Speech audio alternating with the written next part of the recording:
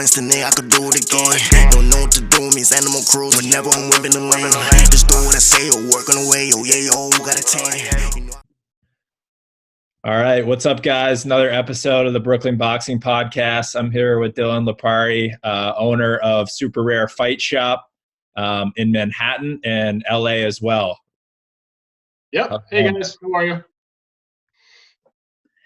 Thanks for joining us today. And I know it's crazy times obviously right now, and we're all doing our best to stay safe. And hopefully we can talk a little bit about the fight game and SUPERARE and take everyone's mind off of things for a little bit.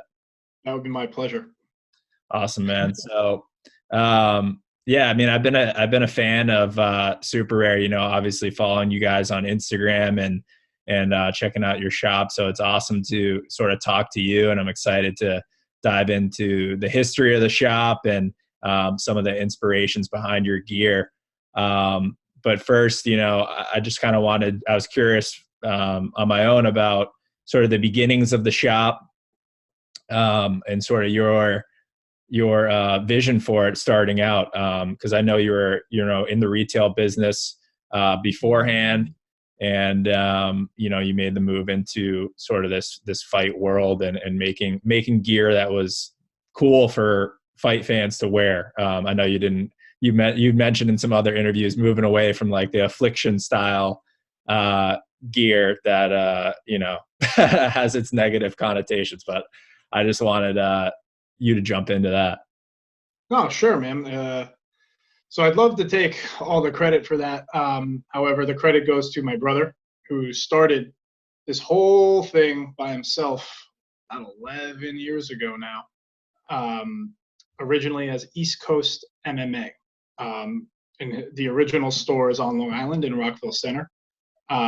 Still there, it's closed right now, but it's still there, doing its thing.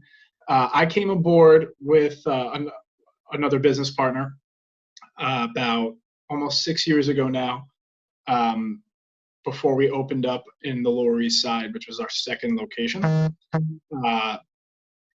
My brother has been doing this for a long time, and to his credit, has strayed away from carrying like the tap outs and the Afflictions almost from the start. I think he had like one tap out shirt that I gave him a ton of shit for 10 years ago at this point. But he's the one that really kind of did a lot of the groundwork on the East Coast for this brand, and he's the one that really has that kind of ear to the ground vision when it comes to like the kind of the aesthetic and the ever evolving aesthetic of combat sports, which for years it was, what's the stupidest shit you could wear in jiu-jitsu? Now it's, what's the most basic stuff you can wear in jiu-jitsu? Like, things fluctuate, people's tastes fluctuate, but when it comes to like the design and the aesthetic, as far as like the products that we carry, that is my brother's brainchild from the start. When we rebranded from East Coast MMA to SUPERARE for multiple reasons, we were going to open up on the West Coast, and East Coast MMA does not make any sense in Los Angeles. Also, people from the West Coast are proud people, and when we first opened in LA, we got a ton of shit for not having, because we have shirts that say SUPERARE New York, and we got a lot of shit for not having it say New York/LA. So we were like, okay. If you notice now, everything says NYC/LA. We had so it's when we rebranded to SUPERARE, which was about 5 years, almost 4 years ago now, is really where I feel like my brother was able to do cooler stuff, because when you look at something that says East Coast MMA, that deters people, even if you're within the space. But if you are a boxing purist, like, you're probably not going to wear that shirt no matter how much you love the store, Right. So now having an actual name for what I believe is a brand, that allowed my brother to really kind of move into the lifestyle space as well, which is where we kind of sit and like pride ourselves to be like the only combat sport lifestyle store that there really is. Kind of like a skate shop for fighting is kind of my Subway pitch when I see someone who hasn't heard of my store on like the Subway, and I'm like, I see them with gloves, and I go over to them, and they're like shitty Everlast gloves, and I'm like, hey, where'd you get those gloves? And they're like, and I'm like, no, I'm a friendly, swear to God, like, where do you train at? And they're like, oh, I got to train at Gleason's. And I'm like, awesome. Like, those gloves are dog shit. You got to come see me. And they're like, they'll be like, is it all expensive? I'm like, some of it. If you want to, we're like, sure. Like, but like, when we changed the name is really where I feel like my brother was, as far as design-wise, was able to really kind of do a lot of the cool shit you see now, because for lack of a better reason, it's a better name. It's kind of, it's more of a brand. East Coast MMA isn't a brand, it's a store. SUPERARE is a brand that has stores. I think that makes sense. It's been a long quarantine, man, so let me know if it don't make sense. That definitely makes sense. I mean, I think it's the name itself, I love the name, and you guys are obviously making really cool gear right now, like the Coogee gloves I know are a big hit, and they're almost done. I just sent the last pair New York City had out to my really good friend Awesome, who has a gym in Miami called the Goat Shed. And my buddy Breeze hit me up, and he was like, you guys make Coogee sweater gloves? I was like, dude, you've been shopping with us for 3 fucking years. Like, where have you been? You've been in the store. Like, you've seen them in real life. Why is this a surprise to you? It's funny that that glove has become, no matter what podcast I do or interview I do, or casual conversation I have, that is the glove people are like, oh yeah, and the juicy gloves. I'm like, oh, cool. But like, that's all my brother, man. Like, that one was like a gamble for us. Like, you come out with a glove that's like 8 different color leathers. Yeah. You never know how people are going to react to that. But yeah, like he's really kind of pushing the boundaries as far as like gloves, because boxing can be cool. And we get some shit for it too. Like, not everyone thinks it's super cool. You get all the people that are like, well, like this is just hypebeast shit.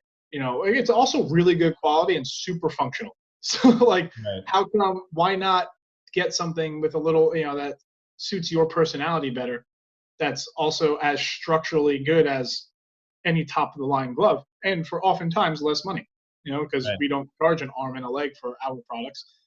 So it's like things like that. And like, the more stuff we come out with as far as gear, I'm always interested to see, like when I go to our Long Island store, which is usually where we get a lot of like those samples. It's always fun to see what new samples my brother are working on. He tells me nothing until I see it myself. Yeah, no, I mean, it's really cool to see, because I mean, for whether it's boxing, jiu-jitsu, Muay Thai, whatever kind of martial art or discipline you're involved with, it's an expression of yourself in a lot of ways. And, connecting that to art or style, or the culture of New York or LA, and putting it onto functional gear, I think is a really like awesome idea, and really unique. Like, I don't really see it anywhere else in the fight game in terms of the gear. Like, I don't really see that anywhere else. People are trying. They're definitely trying. I get DM'd photos of really shitty looking gloves where people are trying to do what we are doing. So it's always very, very funny to me, because there's enough ideas my brother hasn't had yet. Like, I don't understand why you have to take hours. Like, we came out with like the Sterling gloves, we call them, that are like kind of a play towards Tiffany. Mm-hmm. We have 2 versions of them. When we released the first version, like 2 other companies came out with, Tiffany things, and they were like, oh, like, which is cool. Like, like, I do whatever the fuck you want. Like, all is fair in capitalism, and on top of that, like, imitation is the highest form of flattery. But like, I'm also always it always makes me laugh. Like, it never gets under my skin. When I first became involved, and like, we own the trademark to jiu-jitsu versus everybody. Those are our words. Like, we own those words. And I didn't know that. Very, very popular. So like, it used to get under my skin like way long ago when people will come out with knockoff jiu-jitsu versus everybody shirts. Like, dude, you want to know a crazy story? There was a guy in Greece that legitimately knocked off our store. Like, Came into the store. I remember him. This was like early on before we were as busy and I had way less of a staff. I was in there like 7 days a week, and nice dude. But like, you know, all of a sudden sends me a message like 6 months later on Facebook. It's like, check out the fight shop I opened. And it was my fucking store in Greece. I mean, Ali photo, the glove wall, the t-shirt wall, the whole nine. I couldn't believe it. It gets better. So I was like, dude, like, I understand you think this is like kind of like almost like a compliment to me, but I'm super offended by this. You just took, you know, a collaborative effort between me, my brother, and our partner, and our ideas, and just replicated it in Greece. So then we opened the LA store, right? That has a one-of-a-kind mural done by like a super popular Venice street artist inside the store. Like, it's a whole different aesthetic from the Lower East Side store. It suits Melrose Avenue where the store is. And then the guy sends me another photo because he opened up a second location, and it looks just like the LA store. Mural and everything, dude. I mean, they tried to knock off the mural.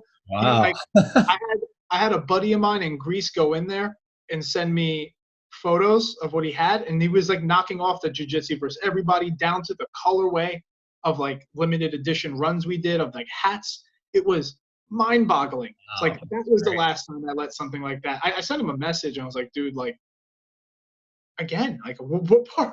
When wasn't I clear? Is he continuing? No. He shut guys- down everything. Oh, good. Greece is not in the financial place, a good place No, to. no. Businesses.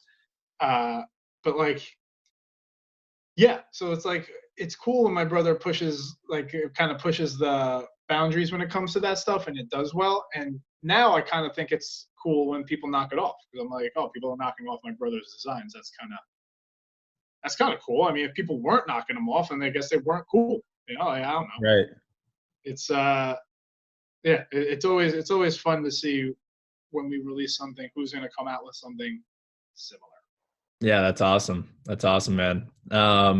Why a fight shop? You know, like, why did you guys choose to start making fight gear? Was it your you know, passion for jiu-jitsu or Muay Thai, or your brother? I don't know if your brother's involved in a discipline as well, or what was kind of the drive behind that, or creating this type of store? Well, so my brother started it almost out of necessity, in the sense of like, you know, nothing like that exists. At least on our coast, like, nothing like that exists that's pleasant. You know, like, there are martial arts supply stores where you can walk into, feel alienated, smell mildew, and dig through boxes to find maybe your size and a karate gi for your jiu-jitsu class. But like, there's nothing that offers like top high-end customer service, options, fair pricing, real products, and, you know, cool clothing to go with the lifestyle. So like, that's where the idea came from, and my brother executed that. Okay. It's evolved. Yeah. Certainly has evolved. And then when I came aboard, like, my background is like retail. You know, I used to run stores for Aldo. I ran stores for Stuart Weitzman. I ran stores for a company called Tilly's. Like, that's my world. I know how to manage staff, I know retail. So when I came aboard, we built, you know, what you know as SUPERARE now. You know, like a super well-informed staff, a store where we keep everything at manufacturer suggested retail, or MSRP. So I don't have to keep saying manufacturer suggested retail. So like, if Hayabusa sells their T3 gloves for $139.95, so do we. Like, if Ringside sells their Apex Flash gloves for $74.95, like, so do we. Like, we don't mark anything up from there, which is kind of, I think, unique to find in a store that doesn't just sell their own product, especially in our space, where stores that sell like gloves and stuff aren't necessarily known for being the most honest all the time. So we built it mostly, you know, my brother built it mostly because there was nothing there like that. Now that, you know, my brother has me to oversee the retail and the operations, and has our other partner who is also very involved in the community, in like the combat sport community. It's three different perspectives on things to only make this kind of, you know, much cooler and blow this thing up even bigger, to where people who need these products can come try them on, because that's really the big thing, is that, you know, if you've never boxed before, what's the, you know, you're going by your trainer, right? Your trainer, if you've gotten that far. So let's say you have a trainer. Your trainer is old school guy from Gleason's, who's only ever used Everlast or Title. He's gonna be like, oh, get Everlast or Title, they're great. You know, like, I have this issue with trainers when they come in with their students sometimes. Not all, and mostly not all, but like every so often you get the guy who's like, you know, like, my client needs, you know, like good hand protection. Like, they should get Reyes gloves. It's like, what? The puncher's glove. I don't want to tell a trainer in front of his student that he's wrong, but like, I've had to tell trainers sometimes, like, dude, listen, like, I won't ever tell you how to box, but like, don't tell me how to sell gloves, because all I do is research gloves and sell gloves. Like, I know only thing I want is your student to get the right thing. Do not care how much they spend. You know, like, and I, you know, given by what they just told me, Reyes is the worst possible, you know, suggestion for them. I've had kids come in, never boxed before, saying, oh, my trainer said I should get winning. I'm just like, no. I mean, I'd love to sell you winning. I haven't, but like, yeah, let me save you some money, please. Yeah, if you want to spend $400. So it's like one of those things where you need to try this shit on, man. And like, we don't hire anyone that doesn't train, and they all have to be trained by me, like specifically, before they can help anyone with protective gear. And it's just having, you know, it's allowing people to, you know, try and feel, and giving them their, you know, giving them the information about the glove that you're not going to find online. Online, they're just going to sell you the fucking glove. You know, in the description, they're going to, you know, Reyes gloves aren't going to say, yeah, this is going to hurt your fucking hand. You know, Fairtex gloves aren't going to say just as hard as Reyes. You know, like, you know, ringside gloves aren't going to say particularly small hand compartment. So, or Hayabusa gloves will certainly not say are going to stink to high heaven in a fucking week. So like, it's one of those things where you get an unbiased opinion and also unbiased facts about products that we sell. Now, if it's in our stores, it's worth your money, definitely. And if we can't sell it at the price the brand sells it for and feel like the customer is getting the most for their money, we don't carry it. There's plenty of gloves Ringside makes we don't carry that I don't think are good. You know, like, there's plenty of gloves Rival make that we don't carry that I don't think are good. Not for $60, not for $70, not when you have a super rare glove for $90 that'll shit on all of them, or not when you have a Ringside glove that's $75 that's arguably better than some of their $90 gloves. As far as, you know, how long they last and stay on, stuff like that. It's just like, when it comes to like a glove under 100, it's really about the padding and how long they're going to last. That's, or like how long they have the potential of lasting, rather. So it's just giving people an opportunity to get all the facts before they make a purchase. Yep. And the super rare gloves themselves are, you know, you guys make them from scratch, or is that? Yep. So is that made in the US, or you do that overseas? Do that overseas. That all the gloves are quickly become, well, there's a few brands that that make in America. They're expensive. They're very good, but they're expensive. Yeah. Onyx is made in America. I'd love to carry Onyx. It's just they don't make enough to my knowledge. If someone reads this or watches this and they're like, dude, Onyx could totally wholesale you gloves, fucking hit me up. But like, Onyx makes a great product. You know, their gloves are unique. You don't need hand wraps. You can take a blow dryer to them, make it really hot in the inside, and it'll mold to your hand. Oh, really? It's fucking bizarre. It's awesome. Yeah, that's weird. Awesome. It's really, really cool. You don't have to do that though. Like, there's like, it's a very interesting glove. There's also One-on-One, I believe, the company in Florida that also makes the custom Adidas gloves. Those are made in America, but they're very expensive. You know, it's because they're made here in America doesn't make them better. Yeah. It's one of those things where I'd rather make a solid product overseas and sell it to you for $90 if I can. Because if our glove, even if it was made our gloves still made overseas from another company is $120 to $150 glove all day. So to Yeah. provide people who are just getting into this with a glove under $100, that's full grain buffalo leather, dual layer injection foam, has superior wrist support to most brands that are out there. That makes me happy, because when someone who just starts leaves my store and I know they're not going to fuck themselves up, at least from a ill-fitting product, I know I'll see them again. The the SUPERARE gloves themselves, I guess if you were to describe the fit or use case for them, is it pretty versatile, whether you want to do sparring or heavy bag work or whatever it may be? It's pretty well, our gloves, some people think that they're hard. At first they are. I mean, like before they're broken in, they're definitely a little stiff, because it's a combination between the buffalo leather and the injection foam. Once they break in, it is a wildly adequate sparring gloves. I spar with them all the time. However, right out of the bag, they are a little on the stiffer side. We are releasing gloves in like a week, called the SUPERARE 1 Series Super Gel. Those are a sparring glove right out of the bag. They're quite comfortable. Right now I have the only existing pair. You get a sneak peek, or? I mean, they're all over our website, but Okay, all right. I'd be, if they weren't, I'd be more than happy to show you. But those are we made those because people were saying our gloves were a little stiff to start. Amazing on the bag, right out of the bag. Right, not to be redundant, but right out of the box, they're great on the bag. Let's just say that.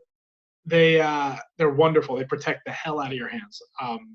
But to use them, the regular 1 Series gloves that we retail at $90, to use those to spar brand new might be a little stiff. But the Super Gels, the inside is incredible. I just want to live in there. And then the padding is very supple, reminiscent of like a winning glove. And so it feels very nice to get hit in the face. I mean, it doesn't feel good to get hit in the face ever, but like if you're gonna, yeah, it's gonna feel a little better. It's not gonna be as bad. Like right before I came back from LA to New York, once right before shit really hit the fan for this whole coronavirus thing, yeah, I caught a fucking left hook from hell, clean. It was my own fault too. I knew it was coming. I was just like, I'm a fucking idiot. With a Fairtex glove, and dude, that I couldn't chew for like 2.5 weeks. I wish I was exaggerating. Anyone that's ever gotten rocked right here perfectly that's a knows tough exactly spot. what I'm talking about, man. Shit. But that's a hard glove, right. And someone who knows gloves, I should have known better. But do you guys make headgear as well? Not yet. We're working on that. We haven't seen a sample we like enough to really put our logo and make something that protects someone's brain. There's a lot of there's a lot of kind of like interesting headgears out there in terms of like the Hayabusa one is extremely lightweight. Yeah, so here's the thing with headgear, man. Not that it's meant to, it's not meant to do anything other than cuts here. Yeah. And if you have like the Mexican style one, like orbital protection.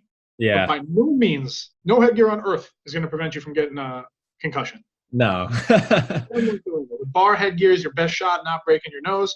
Yeah. And these are conversations I have with people all the time. They're like, will this protect my nose? I'm like, without a bar in front of it, no. Right. You will break your nose in any sort of headgear that does not have a bar in front of it. Even then, who the fuck knows? Yeah, right. So until we see a headgear sample that we really like, I don't see me, my brother, or our partner really giving the okay to manufacture that until it's like. Would there be some like liability issues with that potentially, or is that part of the holdback on headgear? Or it gets a little tricky. No, man, we already pay that insurance. It's fucking crazy. If you make gloves, you have to have that type of insurance. Okay. Or otherwise, if you don't, you're setting yourself up for a awful predatory lawsuit. But the headgear, no, not yet. We're working on it though. You're like the second person today to ask me that, which is kind of funny. But like, yeah, like eventually down the line, I'd like to carry all of it, and then I'd like to make everything and enough of everything to just have the staples from the brands we currently carry and things from Thailand that people who do Muay Thai love. Yeah. That, honestly, unless we make our gloves are good for Muay Thai and for boxing. I use them for both. However, we will never say a glove is a Thai glove unless it is made in Thailand. So until we do that, we carry a lot of brands, but I'd love to just carry super rare shit and a bunch of staples from other brands in a perfect world. That would be, and make a ton of different headgears, because at least I know I can trust myself and not release a shitty product and not price gouge people. Yeah. No, it's cool to see. I mean, I'm sure for you guys, it's kind of surreal, at least starting out, seeing professional fighters wear your stuff. And, it makes it fun for your average consumer as well, because they see these pros using your Kuji gloves or, in the future, maybe some really stylish headgear, like stuff like that. It's a way for the fans to connect and, it adds a little flavor onto everything. So, I mean, it must be surreal for you guys to see pro boxers and MMA fighters using your stuff in their camp. You know what's surreal? The day our phone rang in the New York City store and I looked down and the caller ID just said Stipe Miocic. That's unreal. I was like, I wonder who the fuck this could be. I know, dude. Like, one of the coolest moments. Oh, I just got chills thinking of it. I haven't thought of this in a minute. So we did the UFC Takeover like 2 years ago, I think, at this point, in our New York City store. It was a lot of fun. Like, Dana White's been shopping in our store for a while now. He texts me right back when I text him. That is never not the coolest thing in the world. Yeah, I don't give a fuck. Dude, I was at an after. This is going to make me sound way cooler than I really am. But I was at an after party for the Andre the Giant HBO documentary. No way. I came out 2 years ago. I got invited. I went with my friend Hollywood Hino. He invited me. So I went, and he's like, yo, champ, you gonna go to the after party? And I was like, no, dude, I don't know. It's in a club. I'm not really a club guy. Like, I don't really know what to do. And he's like, that's bullshit. It's like, you're gonna come. So good thing I went. So I went, and I passed by Dana White, who got stopped by TMZ. And like, I'm new to LA. We just opened in LA. So like, I am like seeing him getting interviewed by TMZ, and I'm like, oh, this is like such a LA thing. I've never seen this before. Like, this doesn't really happen in New York. So I go to I'm walking into the club. There's a bunch of people, and then all of a sudden I feel a hand on my shoulder, and I turn around. It's Dana White, right? And now everybody was trying to get his attention, but he kept like just ignoring everyone. But he put his hand on my fucking shoulder. I turned around. I was like, oh. I'm like, what's up, man? He's like, Dylan. He's like, how's the LA store doing? And I was like, Dana, you have no idea how fucking cool I think that is. he's like, you got to stop, man. He's like, I love your store. I love what you're doing. I'm like, Dana, that's so cool.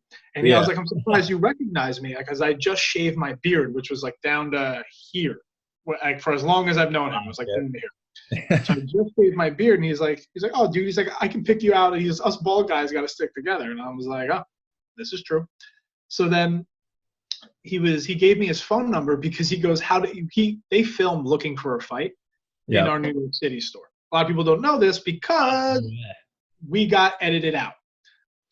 It was the episode with him, John Volante, and Matt, but like John Volante was on it.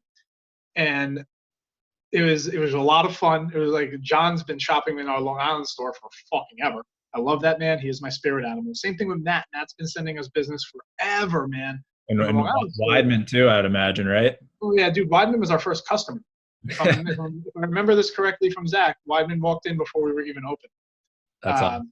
He's known my brother forever, and he's been Raging Al, another Long Island guy. I fucking love that man. I met him once, but he knows my brother really well. Like, he's a good dude, and like Aljamain Sterling, all those guys come into the Long Island store are used to a lot more. Like, now as their careers have progressed, and like Reebok sponsorships are a thing, but they definitely come by, and they have a good relationship with my brother, which is really cool. Like, it goes to show you how strong this community is.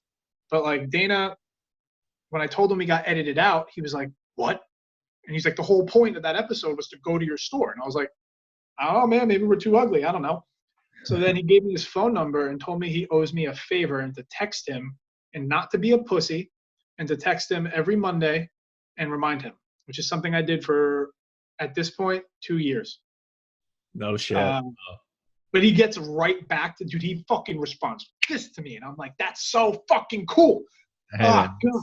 That But like, guy's an animal. I mean, he's the best promoter in combat sports, I think. dude, I think the guy's great for the sport. I just think he's also the president of a company, has to deliver a lot of bad news. Anybody with that much money, man, is going to have a lot of haters, man. But he's been nothing but a sweetheart to me, and I have nothing but respect for the guy. He's cool as fuck. He's always been super nice to my staff, super respectful to me. He's the homie. But dude, like Anderson fucking Silva's a regular in the LA store. A regular. Yeah, like, that's unbelievable, man.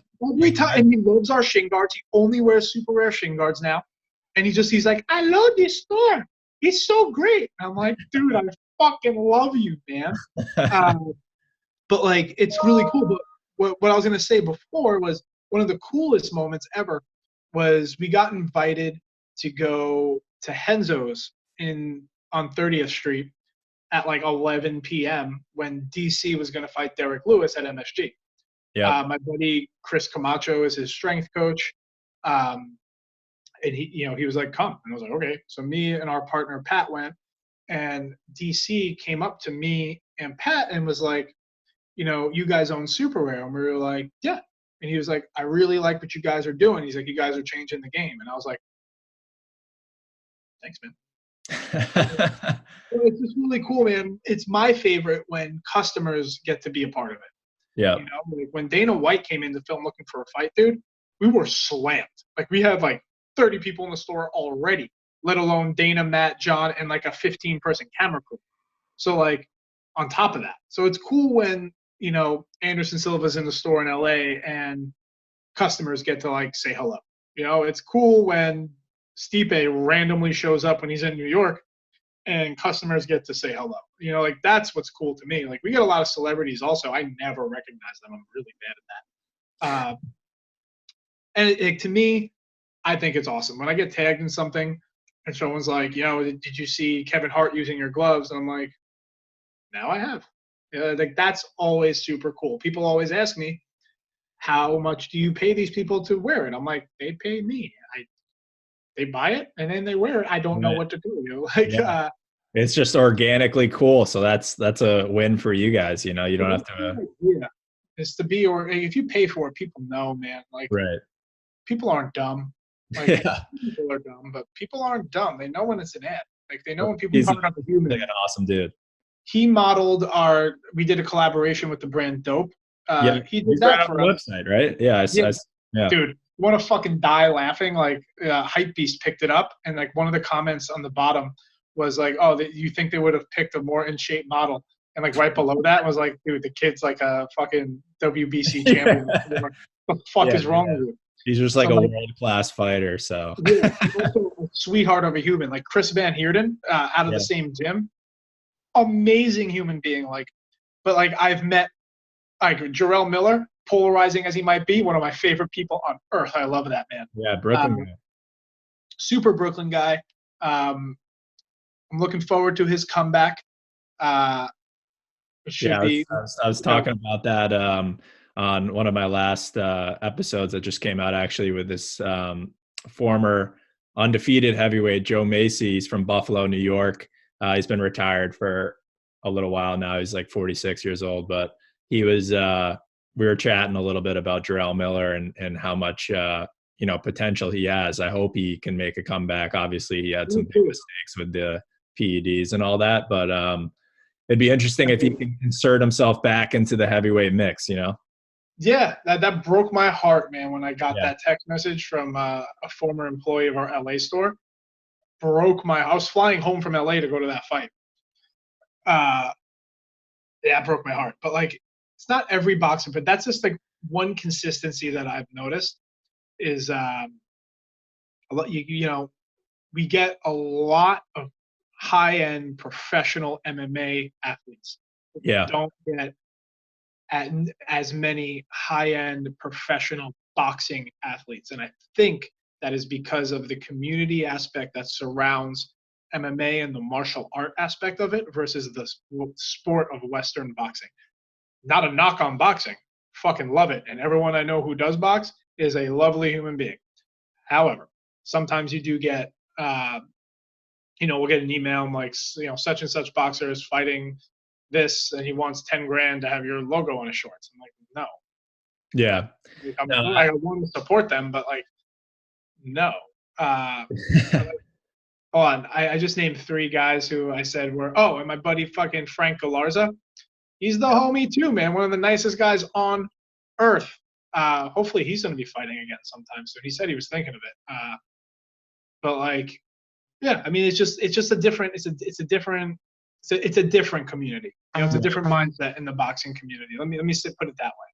Yeah, no, I mean, I definitely, agree with you on that, and kind of relates to like what I'm doing, honestly, with this podcast in some ways is trying to build that community a little bit, especially within Brooklyn and New York, because there's such a rich history of boxing and so many champions from Brooklyn. I think there's like over 20 champions from Brownsville alone.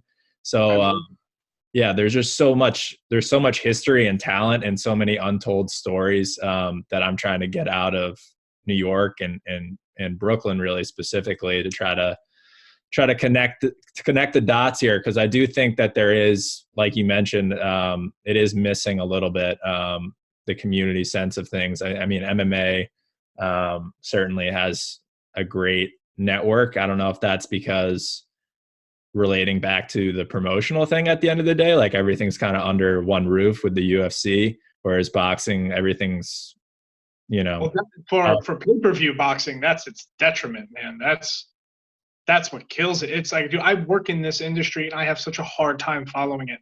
Right. I'm going to speak in extremes, but by no means do I mean there is no, but like, I don't know how else to phrase it. There is no building of stories, like there is no, there's like, a dude walks out with 15 belts. Like which one are they fighting for? Right. Like they fighting for all of them. Why is there a green one? Why is there a guy like they need to monetize it, man. And then there's a WBC. There's Golden. I can think of 5 promotions off the top of my head, and it's so political. So political, yeah. There's, like you mentioned, it's alphabet soup right now with the belts. There's multiple networks and promotional companies that it makes it hard to get the best fighting the best. So there's a lot of things working against boxing and making the best fights happen. So, it's unfortunate, but it is positive to see companies like DAZN pouring a lot of money into the sport and signing a lot of the top guys to try to make those big fights. And it was encouraging to see the Wilder Fury fight take place and rematch already signed for when they have ESPN and Fox involved in that. So there's some positives. First one was crazy. Yeah. Yeah. I mean, the rematch was crazier almost to me because I agree. I just think that people are giving Tyson Fury so much shit about his gloves for like ill-advised. Yeah, what do you think about that? Do you think they're a little slid? No shot, dude. You can see his fucking fingers at the end of it. Like, no, I know. On top of that, people were saying that. Yeah, I know. Like in a frustrating amount of people. They're saying they're throwing the, slapping, and I don't know. I mean, and then Deontay Wilder's like, my suit was heavy. You're a fucking idiot, dude. Like, come on. Like, he's a sweetheart of a human. I have no bad words to say about it. Dude, lose with grace. Win the third one, man. You know there'll be a third one. Right. But his sparring partner, Tyson Fury, released a video. And it was like this is Tyson Fury's sparring glove, and then this is my sparring glove. And it's like he's pushing down on the padding. Yeah. And like, do I think Tyson Fury needs to be sparring with pro-padded gloves? No.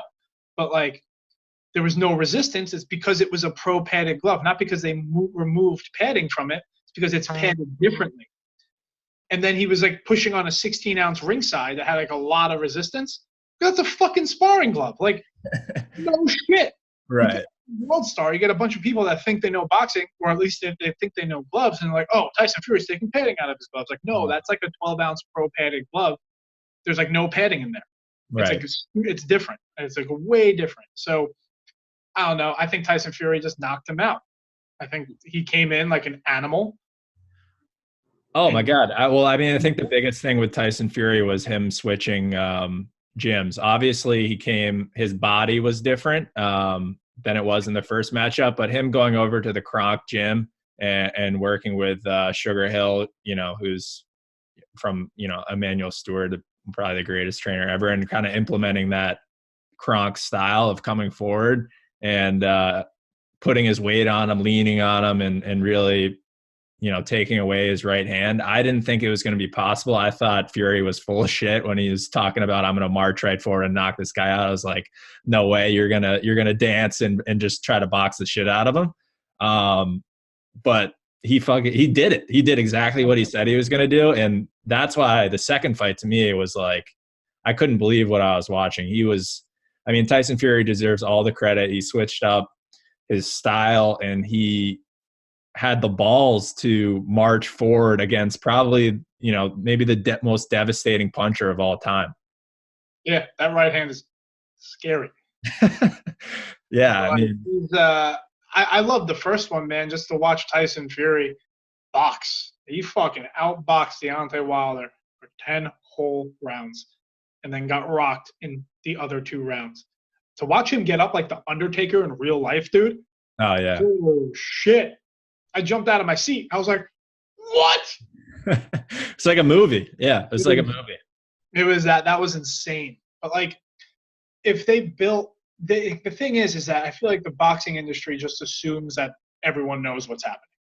That's kind of how, like, there's no, like, the UFC stacks their cards. Yeah, there's not just one fight I want to see in a UFC pay-per-view. There's 5, 6 good fights. Like, who the fuck is really watching the prelims of a boxing card? The purists, for sure. I watch it because it's fun, and I like to try my best to know the prospects and the up-and-comers. It's hard, though. It's hard because there's a lot. Dude. And then there's women's boxing where they get paid nothing. And I'm friends with like Ava Knight and like Heather Hardy and it's very tough for them. Yeah, dude, it sucks. Like, it sucks, man. And like, and they don't promote it at all. No, they don't. And it's like the UFC, you look at their fight cards that they make and they have, women in the main event, like all mixed in throughout the card. And you're so right about the UFC, they're able to stack those cards partly because it is all under one roof. They don't have to deal with different promoters and all that. And that's what's really screwing over boxing is it's just such a mess, the landscape. So it prevents those kind of stacked cards from happening. But I'd be curious to see what happens with Dana White. I know he's been talking about that he is going to get into boxing with Zuffa Boxing. Obviously that's a very tall order for him to try to come in and fix that mess. But I do think if there's one guy that might have a chance to do it, it could be Dana White. So, I'm excited to see what he does. I know Floyd is a potential partner of his. I don't really know what's going on there, but I'd be interested too. The thing is, though, man, to your point about DAZN, they've gotten a lot of like big names in boxing, and that's all backed, if I'm not mistaken, by some like Russian billionaire. Yeah, he's pouring money in, but they're losing money though. Money, but like a lot of it, more than Dana White has, and in the hands of people that are maybe not the least dangerous people on earth. Who knows? So like I'd be interested. Like, the more fighting, the better. I just that breaks my heart about boxing. I'll get a guy who comes in who'll be like, "Oh, did you see the fight with blah blah blah and blah blah blah?" And like I feel like an asshole looking at him owning fight stores, being like, "Dude, I have no fucking idea what you're talking about." Right. But like, or I'll get like I get the guys from Brooklyn Boxing from the Barclays drop off flyers and stuff, and I'll look at the flyer. I'm like, who the fuck are these guys? Like, if they did like UFC has the embedded series and things like that, they do things to build the story behind the fighters. They too will find, like Golden Boy will find that they also have as many fighters that people want to see as the UFC, if they put the money into marketing them a little bit. 100%. Yeah, it's missing those old. Like McNair, you have decorated female boxers like Heather Hardy going into MMA. Whether I don't know if that's like just to test herself or whatever, but the question has to also be, yes, is there not enough opportunity in just boxing for you where you have to explore this other avenue? Yeah. Yeah. No, it's so true. It's, Holly Holm did the same route, and it's a shame. Well, Yeah. that's kickboxing too, and there's never been money in kickboxing. Right. That's not true. That's not true, I guess, because Holly Holm was straight boxing. Was she? Yeah. Oh, I didn't know that, or I did know that, and just which is weird because when she came to the UFC, her kicks were like her thing. Yeah, that's totally her thing. I kind of shit.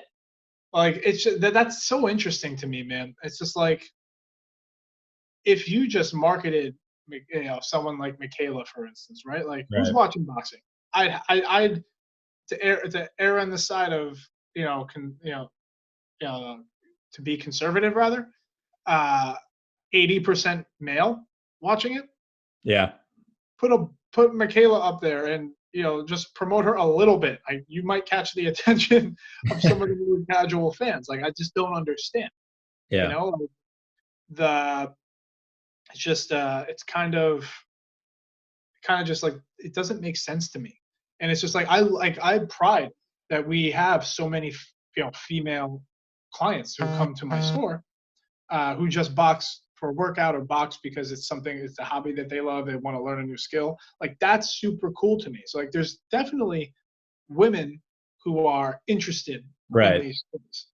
So it's crazy that the boxing, higher ups haven't tried to capitalize on that, like seemingly at all. Yeah, no, you're 100% right. I mean, I hope they get creative, during these months off and think of new ways, or follow at least like kind of what the UFC is doing. I'd love to hear what you think about Dana White and his Fight Island that's coming in a few weeks, apparently. And he built a super card up for that. I mean, I'm a little disappointed, honestly, that he's rushing the Ferguson Gaethje fight, but I guess Khabib as Ramadan, and there's issues there, I guess. But well, dude, you know that coronavirus happened because Tony and Khabib were going to fight. Yeah. I know. It's like that fight is cursed. Like I don't think it can happen. Like if it's not Tony tripping over a cable and tearing his ACL, because it's not like he gets elbowed in the face and continues to fight for 5 rounds. Yeah, and he's like kicking steel beams in his training, and he doesn't get hurt doing that, and then takes a mild fall and rips apart his knee. Like, dude, if there was ever a cursed fight, it's fucking this fight. Yeah. Like, it's unreal. But I mean, it'd be cool if Dana came through on one of a favor before he bought an island. But like, it's cool. Maybe I'll inherit it, and that will be the favor down the line. I think it's a cool idea, though, man. Like, yeah, you guys should partner up with Reebok or something for the Fight Island fight kits, man. Well, no, dude, I would love to just do the SUPERARE fight kits. I don't know if we have the infrastructure to do it, and I might just for Fight Island. No, just for Fight Island, I do that in a heartbeat. But then I remember that Reebok paid millions of dollars to have that endorsement. Hey, he owes you one though. He owes me one, man. I'm like, oh shit, that would be fun. But we are doing something really cool with the UFC. I can't really speak to at length now, but it's kind of an offshoot of what you just said. In a way that I can't wait to be able to talk about. But we're doing some cool stuff with the UFC, and keep an eye out for that. And that should be coming to fruition by the end of the year, hopefully. Yeah, no, I mean, everyone listening and watching, please go check out SUPERARE on Instagram and their website, and guaranteed you're gonna like all their stuff, whether it's the t-shirts or the gear. Everything is cool, and I'd be curious to see what you guys down the line. I mean, I know you're kind of using Ali and Bruce Lee as sort of those, and the Gracies, of course, as kind of like those legends for t-shirts and stuff like that. But who do you think might be next in that lineup, or could be next? Well, we used to be the exclusive retailer of a brand that made all of the Cesar Chavez shirts and all of those ones, and the Mike Tyson shirts. Like, we were the exclusive retailer for years. We parted ways with them, and we now have the Ali license and we have the Bruce Lee license. Awesome. So that is all. Henzo's just a good friend of ours. I love that guy. It's hard not to love Henzo. But it's, we own those licenses, so that's why those are what you find in our stores now is Ali and Bruce Lee. So now what I can tell you is we are working on a license that it's going to be pushed back a little bit because, coronavirus, but we are working on a license that'll supplement one of those. So it's something that goes hand in hand, which I think I know has never been done before, but I think it'll be really cool, and we'll kind of open up the reach of our brand and fighting, and bring in people from other spaces too. It's going to be very cool. If you're super smart and I guess watch a lot of Homeland, or you're in the CIA, you could probably piece things together eventually. Because we only have 2 licenses, so it's what could be supplemented with Ali, or what could be supplemented with Bruce Lee that's never been done before. But that's what we're working on now. Licensing is expensive, man, and we won't carry anything that's unlicensed just because it goes against everything we believe in. Yeah. Which is also fun, man. It's fun to come out with a Cassius Clay, Sonny Liston jacket, because they fought each other in 1961. Super famous fight, and then just to get ripped apart for using the name Cassius Clay. But Muhammad Ali didn't fight Sonny Liston in 1961. What the fuck do you want from me? His family okays using Cassius Clay as his store. I would never call him Cassius Clay. It's not his fucking name. His name is Muhammad Ali. But it's one of those things where, historically speaking, we can use it. Right? His family is okay with it. To get these keyboard. My favorite thing to do is to read the comments to the Instagram ad that the Ali page runs that has millions of followers for that jacket. And people are using his slave name. I love the jacket, but I'd never wear it. If we put Muhammad Ali versus Sonny Liston, 1961, we just get ripped apart by everyone else who's that fight never happened. It's licensing is a very interesting thing, but because we want to do it right, we want to stay true to the fight. We want to make sure everybody who from the family or the fighter, if they're still alive, gets paid properly. So it's licensing is expensive, so we're working on it, man. There's a lot. I would love a Cesar Chavez license, because that always did really well for us, and he is arguably one of the best boxers to ever walk the earth. Yeah. I mean, he's still his son is reaping the benefits of that to this day. He's quite super cool to me when I met him. True story. I have nothing against the guy. Dude, I mean, fucking obliterated. And I was in my store, just belligerent. And I was yeah, I mean, all I know is that he is, he has a reputation of being a wild dude, and I interacted with him for 5 minutes, and I can attest to that. Yeah. So, I mean, but a lot of people are obviously frustrated with him because he continues to get big fights kind of off of his dad's name. But just speaking to, the Chavez last name in Mexico and for Mexican boxing that's it. He's the king. So he will always. So I would love that license. I would love the Mike Tyson license, dude. But a lot of these things are very political. A lot of these things, it's not as easy as you would think. But we're working on it. The first step is showing that we can sustain 1, which we did with Ali. The second step was showing we can sustain 2, which is Bruce Lee. Those are 2 of the biggest licenses you can get in our space. So, we're Gracie family as well? The brand we used to carry did all of the Gracie stuff. Okay. That stuff and the Gracie specific. But we do we work with a brand called Half Sumo, which is Brooklyn based actually, and all the artists train at Henzo's, and like with them we'll come out with like a Carlos Gracie like portrait, kind of like done in their style. So it's like more art than having to be licensed. If that makes sense. Especially given the run that we do with them. But like I would love, like the Gracies like to sell their own stuff. Yeah. If you've noticed, the only stuff that brand that comes out with is either Henzo or Helio, and that's it.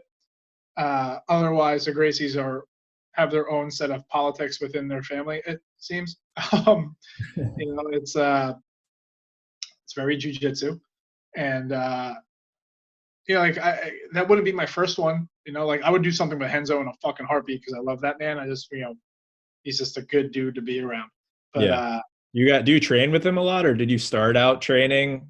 I started jiu-jitsu training with one of his black belts at a gym called Square Circle in the Financial District. I currently train with Marcelo Garcia.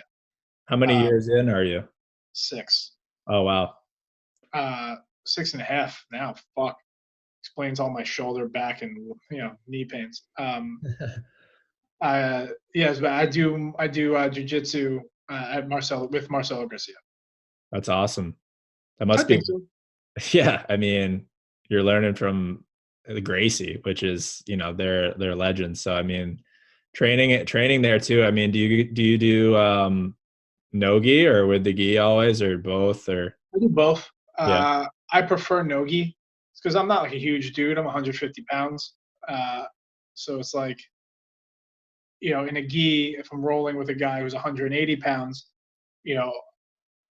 and I end up in a bad spot, I find it's, I can get out if I'm equal to or better than the person. If I'm not better than the person, then it's going to be a long 5 to 8 minutes. But it's, I find that I can be slowed down more in gi. There's grips like that. Yeah. I prefer no gi because I can be more explosive. I'm also less hot. I sweat a lot, so like I'm less hot. My fingertips hurt less. Are there like aerated gis? No, dude, they're all the same shit. Yes and no. Like there's good $100 gis out there. There's anything under 100. I haven't found anything particularly fantastic yet that I haven't seen rip in a few months. But like our gis, I've had our 99, like one of the $99 gis we sell from a brand called Scramble for 3 years now. The first version of it, still going. And I wear it every week. So it's one of those things where I haven't seen anything under 100 that I deem I would be comfortable selling to somebody. But anything it's all hot, man. It's all cardio. You're wrestling with another human being. You're getting your face smashed and smothered, and people are trying to prevent you from breathing. It's all terrible, dude. I don't know why it's the one I like the most. Yeah, no, so I would honestly love to get back into jiu-jitsu. I've taken only a handful of classes in my life. I've always just enjoyed striking, like boxing most specifically. I've just always loved punching. It's just I've just loved it more than grappling. But that being said, I'm still very, I'm a fan, I'm a fan. I'm an MMA fan. Obviously I'm a boxing fan, but I like to do it all. So I'd love to get back into jiu-jitsu because I know it's such a, it's a real art form. I mean, all disciplines are art, but I think jiu-jitsu is, it's very interesting and human chess. Yeah. The skill set behind it is really cool. And, I like it, man. If I have to defend myself one-on-one, you're going to be choked unconscious. If you don't know it, you don't know. Yeah, no, I mean, I don't doubt it. That's the, I remember just in the few classes that I did, I was rolling with a guy that was, much smaller than me. And, I got on top of him quick. I think I'm just gonna, I'm going to use just my strength. Next thing I know, I'm tapping out. He's got me in a triangle choke. And I'm like, interesting. Like, I mean, maybe if, that's my move. Because I'm a smaller guy, man. So like, I get someone bigger than me. I've learned why waste the energy of wrestling to be on top. Just play. I hate being on the bottom. It's not my game at all. I'm definitely a top guy, but triangle is my best choke, which both of those things are contradictory. So I don't mind being, I'm usually the guy that is triangling the brand new person who's just trying to use strength. Usually me. It's always fun though. I like to roll with people who are newer. Not all the time, like not every single round, but like once, like 1 out of 6, it's fun, man. It's fun, because I like to think that I'm approachable, and I'm also not going to kill the person. I'm not going to go 100%. But like I always tell them too, like if you're new, like if I keep catching you in something, like feel free to ask. Like they was like, no, I don't want to ruin your training. Like in my head, I'm like, just doing this round with you is already like a detriment to like my actual training. But like, no, dude, I'm gonna get smashed by the guy I said I'll train with next. Like, trust me, I can use the round off, but also like we're gonna roll for real. I'm not gonna go easy on you, but if you have questions, like let me know.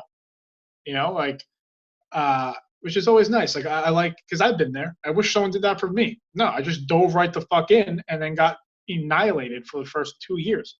I still get annihilated, but sometimes I don't, and that's the progress. That's the roller coaster of jiu-jitsu, man. Fuck. Yeah, I came across like a cool article recently. I forgot who shot it out, but it was from like I had no idea, but Theodore Roosevelt, I guess, was like very into fighting, and he was, actually boxed in the White House, and then eventually started practicing jiu-jitsu, and like has a crazy quote about how it's like, I wrote it down. It's he said, the art of jiu-jitsu is worth more in every way than all of our athletics combined. It's a pretty powerful statement from a former president. You're the original hipster, man. Right? He's that's really cool. We used to have a shirt, I think, that said that a brand from Long Island called Loyal made. That's funny. But yeah, dude, it's just like, I think that's the beauty of these sports, man. At the end of the day, it's all hard. There's a mutual respect from everybody. Like you always get the striker, like, oh, striker could beat a grappler, blah, blah, blah. And like grapplers, like, well, 80% of fights end up on the ground. And I'm a grappler, and I'm like, dude, well, 100% of fights start standing. So like, the fuck are you talking about? It's cool because there's a mutual respect. Everyone's rightfully dangerous in their own right. But the idea is that people who know how to fight don't fight on the street unless they have to. And people who say that they train, I don't believe that they do. Like, I feel like your ego gets beaten out of you pretty quickly. And there's enough checks and balances from your training partners to keep that at bay. Once you first, I remember my first time sparring, and it was very humbling. I thought it was going to go much smoother than it did. Yeah, dude. My first time sparring, I just forgot to breathe. I don't know why that was. So I was gassed immediately. But like I didn't like hitting pads. I would be like, ha ha ha ha ha, and I fucking threw a punch. I'd be like what? Why did I forget to do that? And there was a lot of arm punches. Sparring really teaches you how to punch long.